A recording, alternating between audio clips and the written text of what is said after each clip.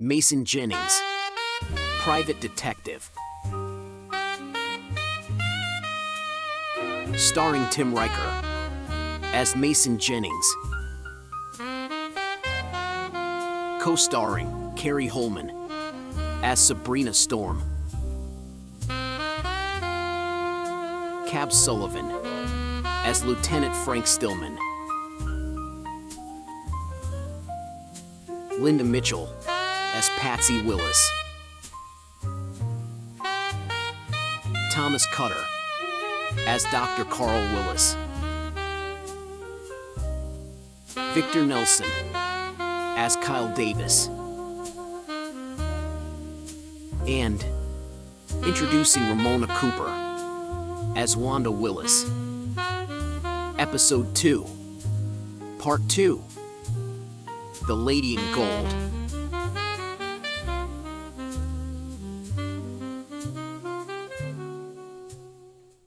As I stepped into the warm air of the museum, I had an involuntary shiver that rocked my shoulders. First thing that hit me was the smell. There was the usual museum aroma of mustiness, like old books, dust, and perhaps a faint whiff of turpentine.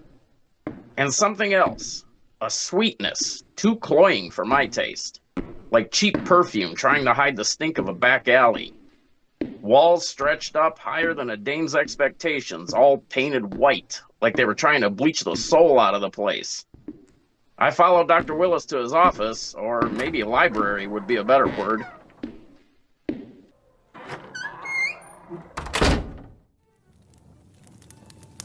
It was a large room with stained mahogany wood, vaulted 20-foot ceilings with a wall-filled row after row of books, plus a railed ladder to reach the top. On the other side of the room, there's a fireplace. Dr. Willis sat at the large oak desk at the end of the room. In front of him were two large leather chairs, the kind you would see at a gentleman's club with a hand-carved teak wood side table. The room was lit by the light coming in from behind his desk and the 4 small wall lights arranged around the room. I hung my coat and hat on the rack by the door and was warming myself by the fire. That guard out front, did you forget to mention my visit, or is he always that tight-lipped? Jim Baker, he's a good man. He's honest, always on time. He volunteers every Christmas to help the unfortunate children in the area. In fact, he's never missed a day in 20 years. And yes, I'm afraid that with everything going on, I forgot to leave your name with Jim on his clipboard. Does he work the night shift? No, he's the day guard. He relieves the night shift at 5 a.m. You said you opened the crate, then got called away. How long were you gone, and who called you away? What pressing concerns took you away from a multi-million-dollar painting? One of the water pipes in the basement froze and burst. I had to be sure that the plumber was taken to the right place and be totally sure that there were no artifacts in danger of being damaged. We're in an old building, Mr. Jennings. This freezing weather is taking its toll. You said the guard was present at the dock when the crate arrived. Did he help you move it to your office? Well, yes, the crate that the painting was packed in is very heavy. There was no way I could move it, so Baker used a 2-wheel dolly to get it into my office. Besides the guard, who else was working here that afternoon and morning? I'll need to set a time to meet everyone that works in or for the museum. Yes, of course. Anything you need, Mr. Jennings. I'll arrange for the staff to meet you here in my office at 2 p.m. this afternoon. 2 p.m. That should give me enough time to go through your vault and the museum. Of course. I imagine that you would want to start in the vault. Right this way. Take a look at this vault door. It's built for security. The height and depth makes sure of that. Now, over here on the left, this area contains the lock boxes where I keep the smaller relics, gemstones, coins, so forth. In the center area here, I use this table to pack and unpack most of the display items here in the museum. The way the doctor On the kept right is repeating where things the made me larger think he works was holding back are. information. On the As I right listened to the is doctor where, ramble on, on I the wondered right why he here was giving is me the where the business. larger Something works just of art wasn't are adding stored, up. such as I decided to see what he would precise say. paintings, statues. So last night at the Regent, you said you had removed the painting from its crate and then got called away. Is that about right? You know, I'm not so sure if you're the detective that you've been built up to be. I told you that I only opened the crate and that I was supervising the repair on the broken pipe. Now, I locked the vault, and the next morning, the vault was open, and both the painting and its crate were gone. Now, I'll leave you to your work as I have mine to attend to. I spent my time going through the vault before moving on to the rest of the museum. I concentrated my investigation in the sections of the museum that remain unseen by the public: the basement, all the storage areas on the main floors, and the attic. I was hard pressed to find any clues, but there was plenty of cobwebs and dust. By the time I had finished my search, I had one big clue that I was keeping to myself. I had more work to do. I had just enough time to get some information and grab a quick lunch.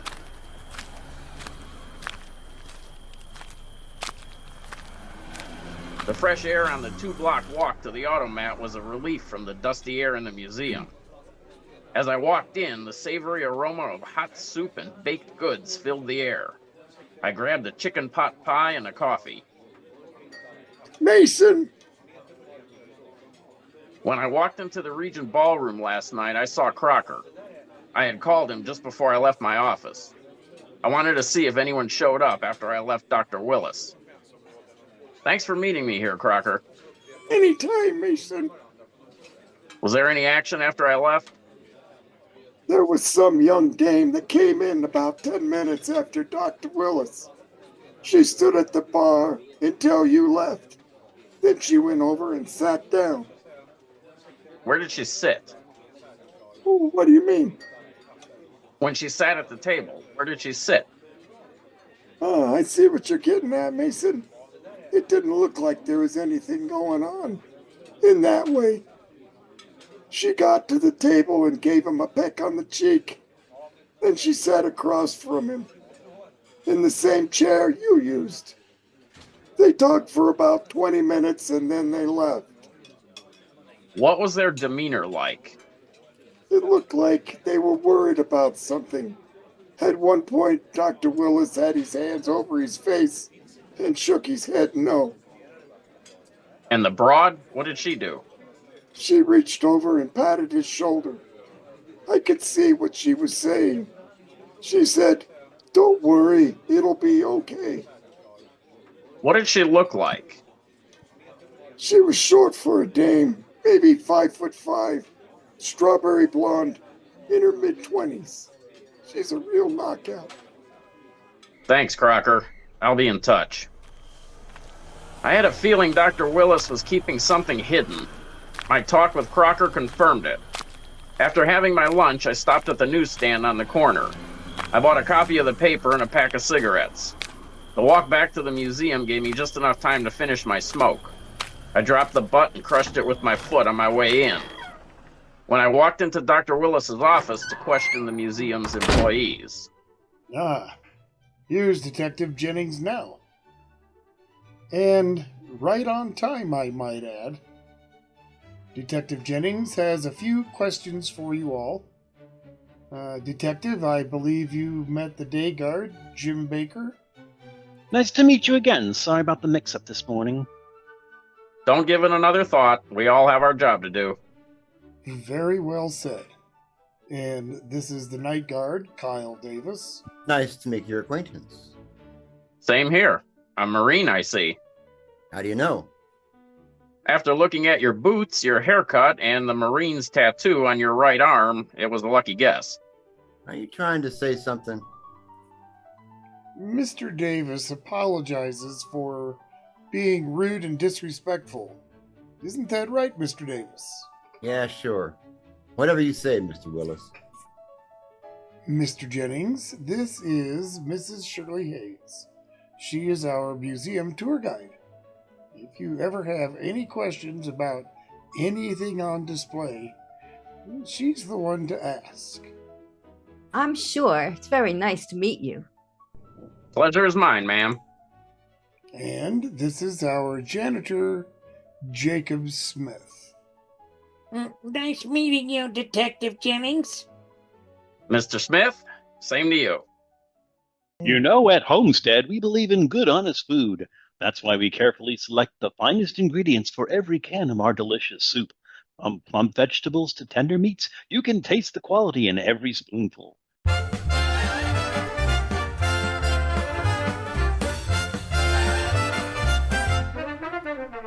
Are you hungry, folks, and time is tight?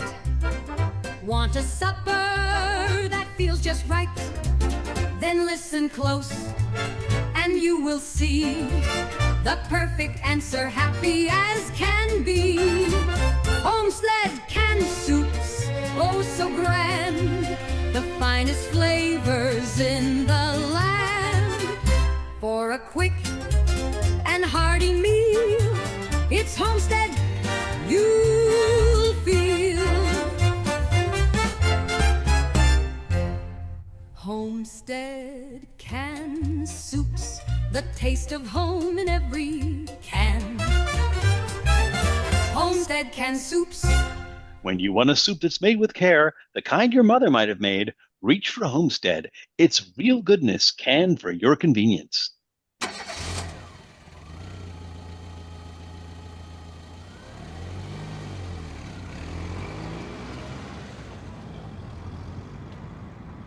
The interview with the staff was revealing. Jim Baker, the day guard, was a bit of an oddball. He could be intimidating, but lacked the nerve to act on outward physical aggression. He mostly complained about smelling, as he said, a mix between moldy flowers and dust, as he had been told to help the janitor finish mopping up the mess that was left after the plumber had been there the night the painting went missing. The night guard, Jim Davis, is a dog ready to bite. He was a big man, over 6'6".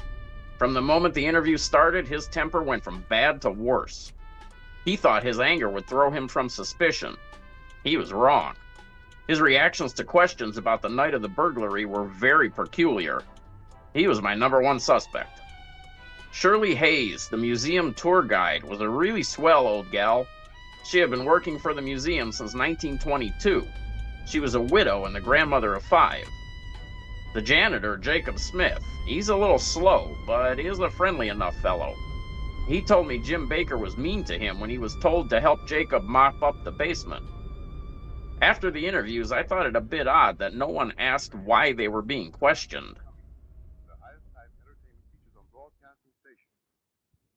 Back at my office, I went over everything I had discovered over the last 36 hours, and the clues were piling up. I was sure I was on the right track. I grabbed my hat and coat.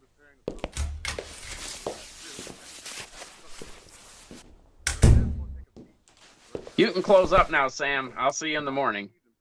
Where's your meeting? I haven't talked to anyone about this. How do you know I'm meeting with someone?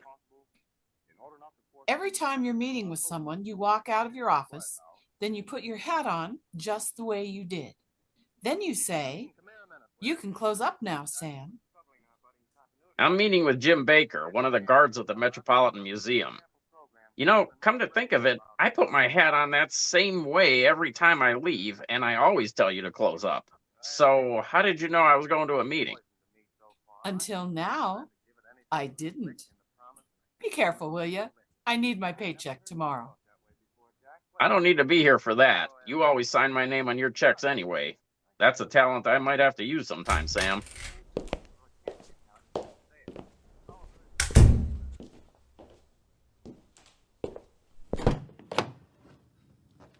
The day guard Jim Baker asked me to his apartment at 8 p.m. that evening. He wanted to talk with me away from the museum. Traffic was light in the city, so the drive over only took 20 minutes. Jim lived in a nice area of Chicago City. His apartment building was one of 6, all laid out with manicured lawns. Each apartment has its own balcony. The sidewalks are well lit with several streetlights that all lead to a center area with a pool, clubhouse, and the property management office. Jim's apartment was on the 3rd floor of a 5-story building.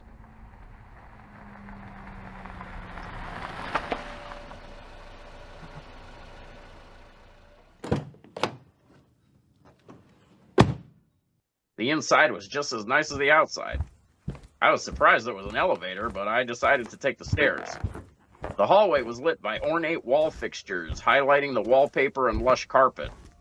I knocked on apartment number 330. There was no answer. I tried the doorknob. It opened. Jim? Jim Baker. There was a noise coming from the balcony. Jim? I walked into the living room. The balcony door was open. I called his name again. Jim Baker, it's Mason Jennings. I heard someone outside yelling. Hey, you! On your buckets right now! When I looked over the side, I saw a small figure climbing down the building using the balcony rails. As I stepped closer to the edge, I saw an angry tenant throw a small potted plant at them, catching them on top of the head just as they dropped to the ground. I turned back into the apartment. As I did, I saw the dead body of Jim Baker. Come back next week for the conclusion of The Lady in Gold.